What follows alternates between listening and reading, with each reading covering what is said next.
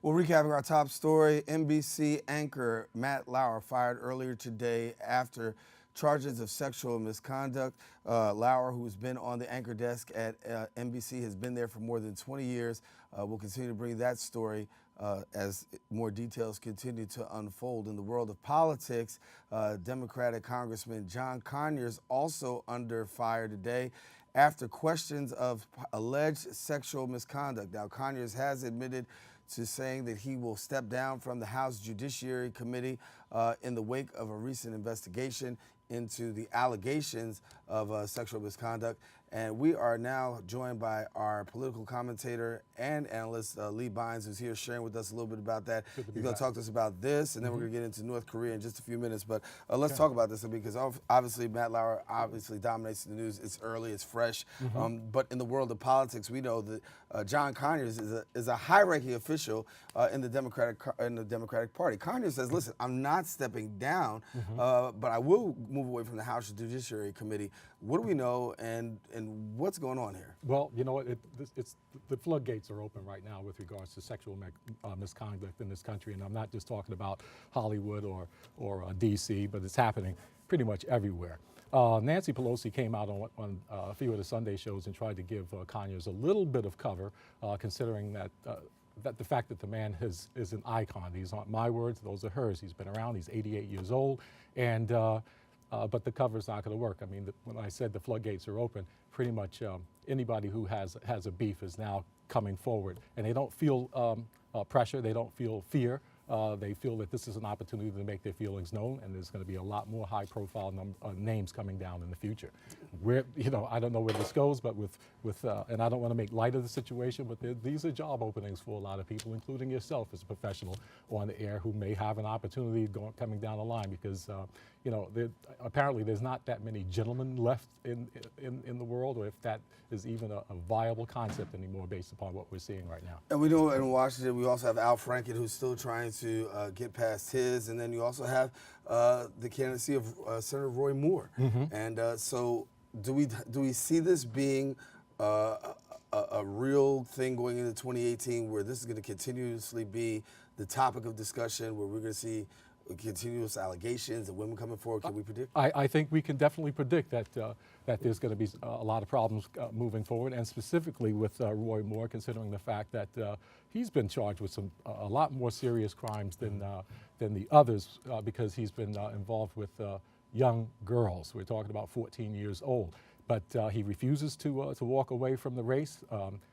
He's got a lot of support down in Alabama, despite the allegations. So we don't know where it's going, but I definitely can say with a high degree of certainty that this is not going to change. This event is here. We're at a watershed moment, and I think women have been empowered to come to the fore and make their situations known. Let's talk about some other news. When we talk about the GOP tax plan, it is getting set to move towards the Senate floor. The Senate Budget Committee on Tuesday approved the Republican tax bill. A crucial vote by the full chamber is expected later on this week.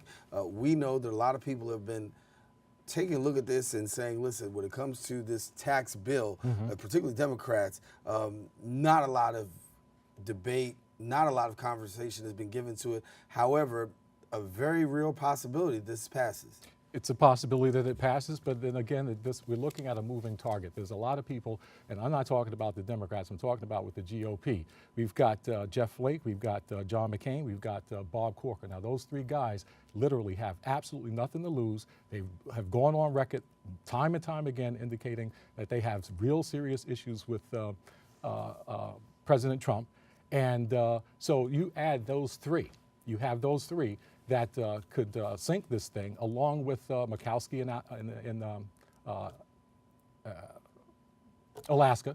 And believe it or not, they got some blowback from Gary Johnson in Indiana. He's a staunch Republican, and but all of these people have various issues with what's going on, and whether or not the president will able to strong-arm them along the way is going to be difficult to see, because they have a constituency that they have to answer to.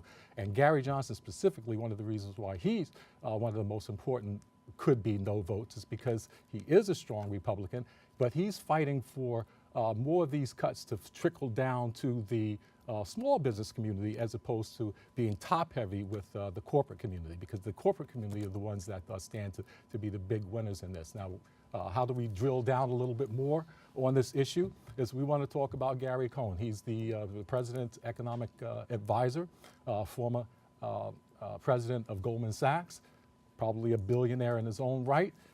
He had a meeting with the Wall Street Journal, a group of CEOs with the Wall Street Journal, as he went around the country trying to gin up support for this plan.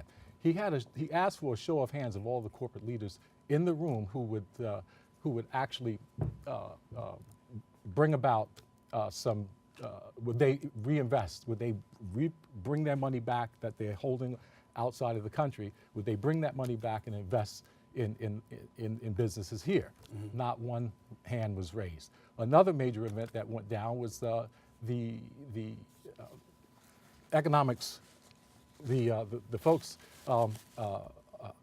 in the economic environment, the people who actually rate these things and determine whether or not the promises that are being made that the investments are going to these tax breaks are going to bring all this money back to the country. Donald Trump is actually saying we could bring in as much as $4 trillion over the next 10 years. Nobody agrees with that.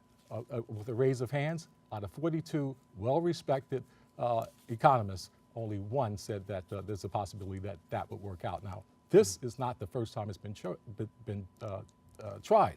George W. Bush in 2001 tried it. He did it again in, I believe, 2004 or 2007.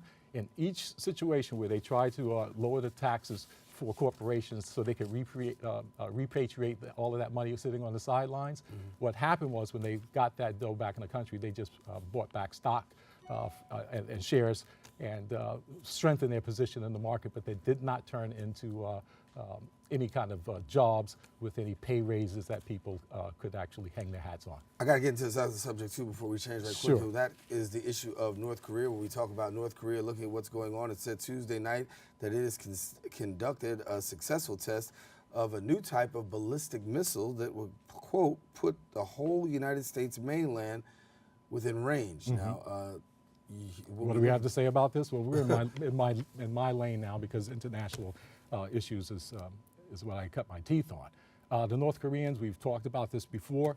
They are not backing down. They are launching more sophisticated missiles, testing these situations. The only thing that keeps them off the grid right now is the fact that they haven't actually figured out the reentry. Now, this latest missile test that went up, it went higher than it's ever gone before. It went further than it's ever gone before. The only thing that they have to do now is be able to mount a nuclear weapon on top of that missile, and yes, they can strike the United States. Their position is that they have to do this simply because it's the only way for them to protect themselves from the United States as far as aggression, and they're sticking to it. Lindsey Graham was on the news yesterday talking about, well, you know what, it looks like that we reached the point where we may have to go to war. I don't know what that means.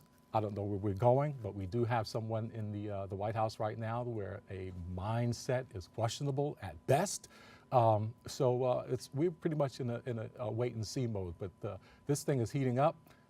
Again, we have two entities who refuse to back down in any way whatsoever. The North Koreans, up until now, has been saying, look, if you cut back on the military games, the war games that you're playing in our backyard, we will downsize our efforts for our nuclear ambitions. However, the United States won't back down, so they're not going to back down. We're at a loggerheads, and we pretty much just have to wait and see what happens. Lee Bonds, our political commentator. You can catch him here every week here on Open, as well as being the owner of Retrovision Media. There you can read Issues Under Fire and find out the latest that's going on, as he says. He has particular emphasis on international issues and affairs, and so if you want to find out more about an international issue or an affair, check him out on Retrovision Media. Lee, thanks again. Thanks again. All right, stay tuned. We got more Open coming up. Be right back in a minute.